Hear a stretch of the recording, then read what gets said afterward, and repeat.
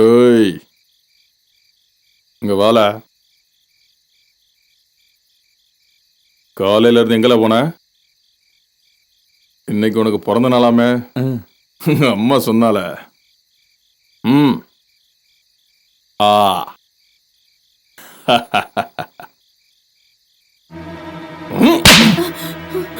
என் பகையாளி பொண்ணு கூட சுத்தாதுன்னு எத்தனை வாட்டில உனக்கு சொல்றது? இல்லை, உன் கல்யாணம் ஏன் இஷ்டப்படி தாமல நடக்கணும். ஏதாவது முரண்டு பிடிச்சேன்னு வச்சுக்கோ, உன்னை பாடையில ஏத்திடுவோம்ல. போல போல. என்ன தகச்சி, எப்பவுமே உன் ஆளை பத்தி தான் எம்மானவர்னு நினைச்சுக்கிற போல இதே. போங்கண்ணா. அம்மா இன்னைக்கு எங்க டோயட்? நீயுமாண்ணா? தேவதை போல ஒரு பெண்ணிக்கு வந்து. சரி, உன் லவ் மேட்டர் உங்க வீட்டுக்கு தெரியுமா தெரியாதா? சொல்லுமா சொல்லு. ஏய் தகச்சி வெக்கத்தை பாடுறா. ஏய் எங்க கிட்ட சொல்லுமா. நாங்க ரஜினிக்கு அந்த மாதிரி பேசி கூட அம்மாட்ட சம்மதம் வாங்கிரோம். தங்கச்சி கல்யாணத்துக்கு நிச்சயதார்த்தம் கூட பண்ணிடலாம். மணமகளே மருமகளே வா வா, ஓ வலது காலை எடுத்து வச்சு. என்னாச்சுமா ராதா? அழாத ராதா, அழாத. ராதா எதுக்குமா அழுவுறா? கல்யாணத்தை பத்தி பேசினா அழுதுகிட்டே வந்துட்டா. அப்படி என்னமா நடந்தது? என்னாச்சுமா? சொல்றேன், எங்க வாழ்க்கையில என்ன நடந்துச்சுன்னு எல்லாத்தையும் உங்ககிட்ட சொல்றேன். அம்மா, அப்பா கொஞ்சம் சிரிங்க. கொஞ்சம் சிரிங்கம்மா. ஏய் என்னது சும்மா தொல்லை பண்ணிக்கிட்டு? அப்பா பிறந்த நாளுன்னு சொல்லி அவங்களும் தூங்காம என்னையும் தூங்க விடாம செஞ்சுட்டாங்க. Happy birthday to you, Dad. என்னடி இங்கிலீஷ் சொல்றாங்க? என்ன சொன்னீங்களா? அப்பா புரியலையா? அப்பாவுக்கு பிறந்த நாள் வாழ்த்துக்கள்னு சொன்னோம். இப்படி சொல்லிருக்கலாமேடா. அப்பா சொல்லுமா. கோச்சுக்காம இன்னொரு இங்கிலீஷ் வேலை பண்ணணும்பா. என்னடி இங்கிலீஷ் படத்துல வர மாதிரி? இருங்க. என்னடா சொன்னீங்க? அப்படின்னா கேக் கட் பண்றதுப்பா. இதுதான். என்னப்பா நீங்க சரி, வாங்க. எல்லாரும் வெயிட் வெயிட் பண்ணிட்டு பண்றாங்கப்பா. இருக்காங்கப்பா, சீக்கிரம்.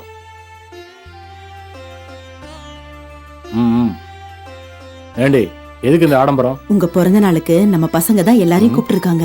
அப்பா நீங்க வாங்க உள்ள போங்க. நல்லா என்ன செய்யணும்டா இப்ப? கேண்டில் ஏத்தணும்பா. கேக்க கட் பண்ணனும். நான் எப்போ இந்த மாதிரிலாம் பண்ணதே இல்லையே. என்னால முடியாது, நீயே கட் பண்ணு. பிறந்த நாள் உங்களுக்கு, நீங்க தானே கட் பண்ணணும். சீக்கிரம் கட் பண்ணுங்க, எல்லாரும் காத்துட்டு இருக்காங்க பாருங்க. சீக்கிரம். வேற வழி இல்லையா? சரி, உங்க அம்மா பிறந்த நாள் கூட இதே மாதிரி கேக் வெட்டி கொண்டாடணும், சரியா? இதெல்லாம் கிளம்பும்போது சரியாக்குன்னு பார்க்க வேணாமா? வணக்கம் சார். ஏய் நல்ரா. வணக்கம். வணக்கம். எங்கடா எடுத்துட்டு போற? மார்க்கெட்டுக்கு சார், விற்கிறதுக்கு சார். போ. சரி சார், வரேன் சார். ஷபா.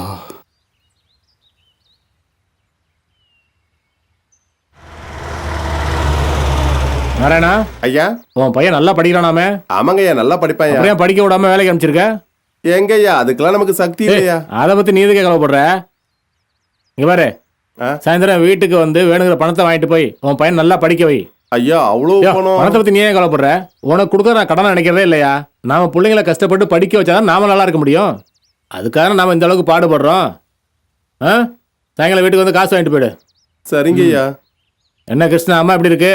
நல்லா இருக்காங்க ஐயா. பிரசிடண்ட் ஐயா, பெரிய திருட்டு நடந்து போச்சுங்க. அம்மன் நகையை யாரோ திட்டாங்கய்யா. அம்மன் நகையவா? பெரியவங்க பஞ்சாயத்தை கூட்டியிருக்காங்க, உங்களை உடனே வர சொன்னாங்க. நம்ம ஊர்ல திருடுற அளவுக்கு எவனுக்கே தைரியம் இருக்கு? மார்க்கெட்டுக்கு சார், விற்கிறதுக்கு சார். டேய் நீங்க போங்க, வரேன். திருடன் ஊர்ல எப்படி தாண்டானு நானும் பாக்குறேன். டேய் ராஜா, எறா வண்டிய. சொல்லுங்க பூசாரி, அம்மனோட நகையை யாரு திருடுனா? அம்மன் மேல சத்தியமா நான் சொல்றேன், விடிஞ்சதும் நான் அம்மனுக்கு பூஜை பண்ணலான்னு கோயிலுக்கு வந்தப்ப கோவில் நட திறந்திருந்தது.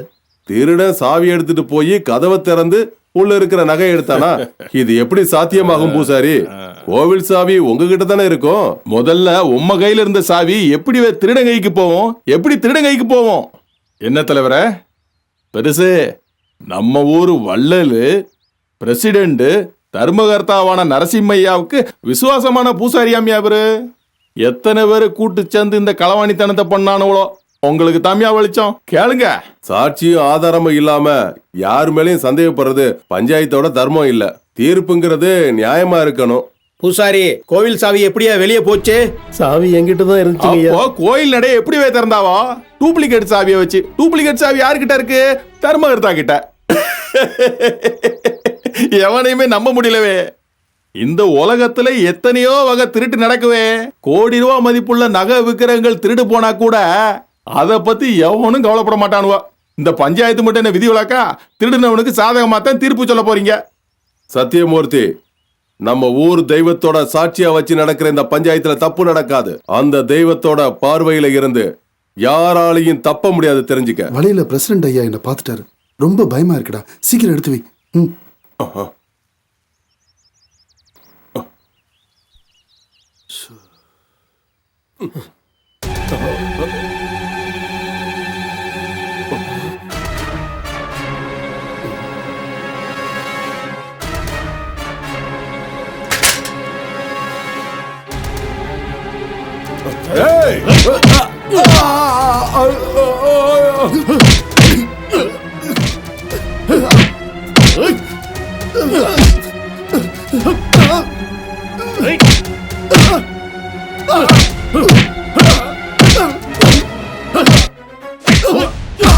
யோ, இந்த பஞ்சாயத்துக்கு எவ்வளவு நேரம் ஆச்சுவே?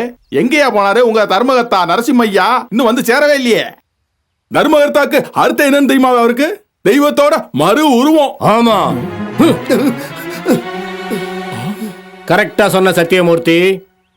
தர்மகர்த்தானா தெய்வத்தோட மறு உருவம் தான். இந்த திருடனை அந்த அம்மன் தான் காட்டி கொடுத்தா. இவன் தான் உண்மையான திருடன். இதோ அம்மனோட நகைங்க.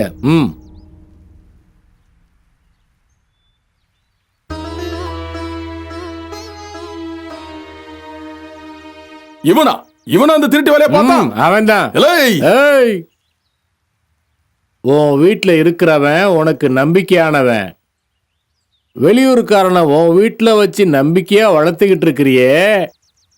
அப்படி இருக்க உனக்கு தெரியாம தான் நடந்துச்சா இந்த திருட்டு? எந்தரா சொல்லு. இந்த திருட்டுக்கு பின்னால யாரா இருக்காங்கன்னு சொல்லு. சொல்லு. அது வந்து சாரி சார், ஏதோ தெரியாம மன்னிச்சுடு சார். உண்மையை சொல்றியா இல்ல சொல்ல வைக்கட்டுமா? அது அங்க என்னடா பாக்குற? சொல்லு. அந்த அம்மனோட நகைய கேரளால இருந்து இங்க வந்து நான் யாரும் இல்லாத அனாதன் சொன்னியேடே, அதனால உன்னை நம்பி தங்க வச்சா எங்க ஊர் அம்மா நகைய திருடுறியா? என்ன தைரியம்ல உனக்கு? உனக்கு வந்தா விட மாட்டோம்ல. என் மான மரியாதையெல்லாம் போச்சடா. சாவுல சாவு. என் மரியாதைய முச்சத்தில் நிக்க வச்சுட்டீல. சத்தியமூர்த்தி, தப்பு பண்ணது நீ.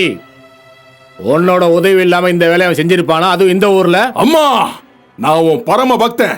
என் மேல இப்படி அவதூறான பழியா? நரசிம்மா, என்ன பத்தியும் என் பரம்பரையை பத்தியும் தெரிஞ்சிருந்தோம் நீ இப்படி பேசுறது சரியில்லவே. சே, வாயமோடு. உன்னோட புகழ நீ தான் மெச்சிக்கணுமே ஒழிய இந்த ஜனங்க இல்ல. எந்தெந்த கோயில்ல என்னென்ன போச்சோ, கோயில் அதிகாரிகள் எல்லாம் உன் கைக்குள்ள போட்டுக்கிட்டு எத்தனை ஏக்கர் நிலம் எவ்வளவு நகைகளை நீ அடிச்சேன்னு கூட்டி கழிச்சு பார்த்தா உன் குடும்ப வரலாறு என்னன்னு தெரியும். நரசிம்மா, பதவியில இருக்கிறதுனால வாய்க்கு வந்தபடி எல்லாம் பேசாத. ஏய், சிங்கம் காட்டுக்குள்ள இருந்தாலும் கூண்டுக்குள்ள இருந்தாலும் அவருடைய வீரம் என்னைக்குமே குறையாதுடா. இந்த பஞ்சாயத்துல உங்களோட தனிப்பட்ட பிரச்சனையை பேசக்கூடாதுன்னு நான் கேட்டுக்கிறேன். சாட்சி ஆதாரங்களோட திருட மாட்டிக்கிட்டான்.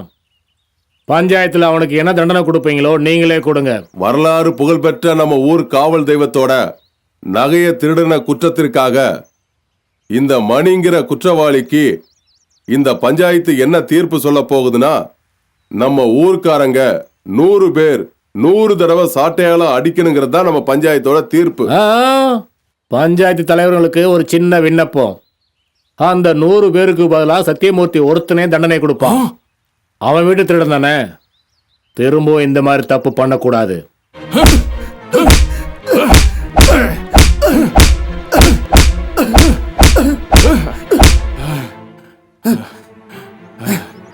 அந்த தெய்வத்தோட அருளால அம்மனோட நகைய நல்லபடியா நமக்கு மீட்டு கொடுத்த நம்ம ஊர் பிரசிடண்ட் நரசிம்ம ஐயாவே இந்த நகைகளை அம்மனுக்கு கொண்டு போய் சாத்தணும்னு இந்த ஊர் மக்கள் சார்பா பஞ்சாயத்து கேட்டுக்குது.